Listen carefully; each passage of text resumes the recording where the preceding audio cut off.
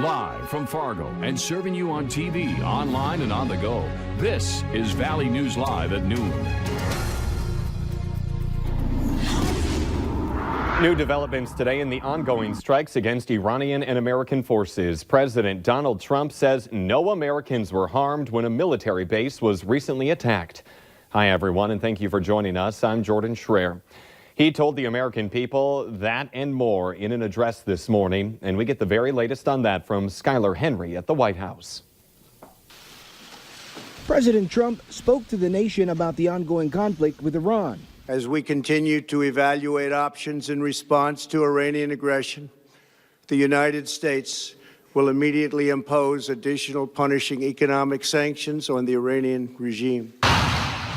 Iran launched more than 24 ballistic missiles at Iraqi air bases hosting the U.S. military. The American people should be extremely grateful and happy. No Americans were harmed in last night's attack by the Iranian regime. In Iran, crowds chanted, "Death to America," while the country's supreme leader called the attack a slap in the face. Ayatollah Ali Khamenei says the missile strike was a response to the U.S. killing of a top Iranian general. They try to introduce such a man as a terrorist. These are unfair, unjust Americans, liars. The Ayatollah says Iran wants the U.S. out of the Middle East, but stops short of calling for more attacks. Democratic lawmakers say they are still considering a resolution to limit President Trump's ability to wage war with Iran. The fact that they use weapons that we could detect and give enough leeway time for our men and women to run to bunkers is a good sign. So I think the president at this point should take that as an opportunity to de-escalate and potentially, keep us out of war. Administration officials are back on Capitol Hill today, giving lawmakers classified briefings on Iran. Skylar Henry, CBS News, the White House. Within hours of the Iranian missile strike, the FAA barred U.S. carriers from flying in certain airspaces over the Middle East. And now taking that live look outside, you sure can't see it just looking at it, but you feel it when you step outside. It is cold out there.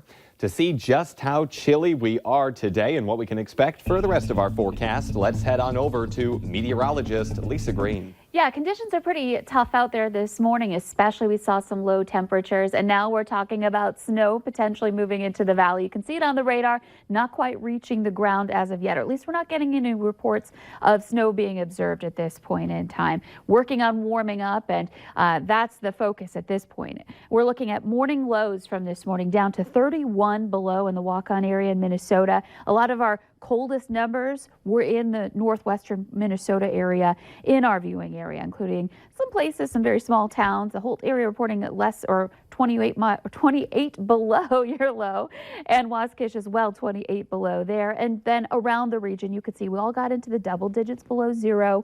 And again, some of us much worse off on the Minnesota side. 18 below in Fargo was our low, and Grand Forks 23 below.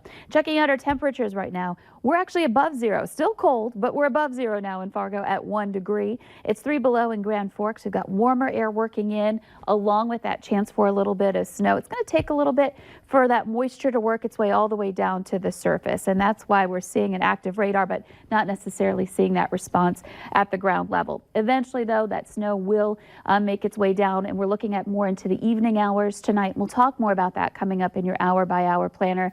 Chances for snow and those temperatures continuing to rise. I think that's going to be welcome from a lot of us. Sounds good. Thank you, Lisa. New at noon, an infant in Minnesota has died from whooping cough, the first case that severe since 2013. The child was diagnosed with pertussis, known as whooping cough, in August and died in November. The Minnesota Department of Health says whooping cough is highly contagious and can look like the common cold at first.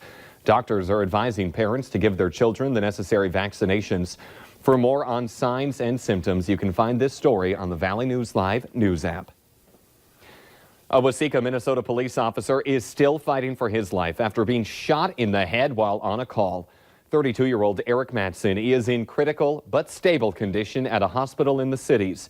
The Minnesota Bureau of Criminal Apprehension says Matson was shot responding to a report of a suspicious person.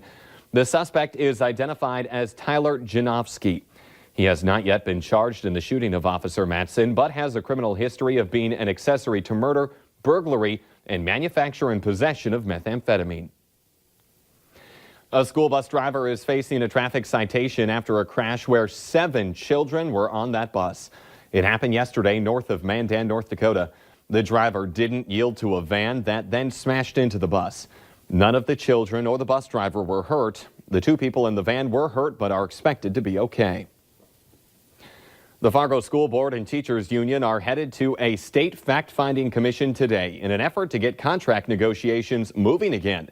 Sticking points in the contracts include pay, time off, and professional development, among other topics. Teams from both parties will be at the 4:15 hearing this afternoon at Fargo South High School. Tonight, the city of Moorhead will try to figure out what to do about the urban turkeys. A community discussion is planned to work on a management plan. The public forum will take place at 7 at the Moorhead City Hall. Representatives from the Minnesota DNR will also be there to answer any questions. Thousands of Bison fans are on their way to Frisco for the big game this weekend. Many took off from Fargo this morning on their way south, and we caught up with some fans that say they have made this trip almost every time. I've gone every time except the very first time, and that was when my son said I need to go anytime they're going to be there. So decided we're going to go and book every year ahead of time to make sure that if they're there, we're there. And we'll be there as well. Join us tonight as our Proceed Road to Frisco coverage is live in Frisco, Texas with the Bison football team. We'll bring you all the latest all week, taking you up to our 90-minute-long Farmers Union Insurance Bison football pregame show on Saturday. The coverage will start at 9:30 in the morning that day with kickoff to follow at 11 between the Bison and the Dukes.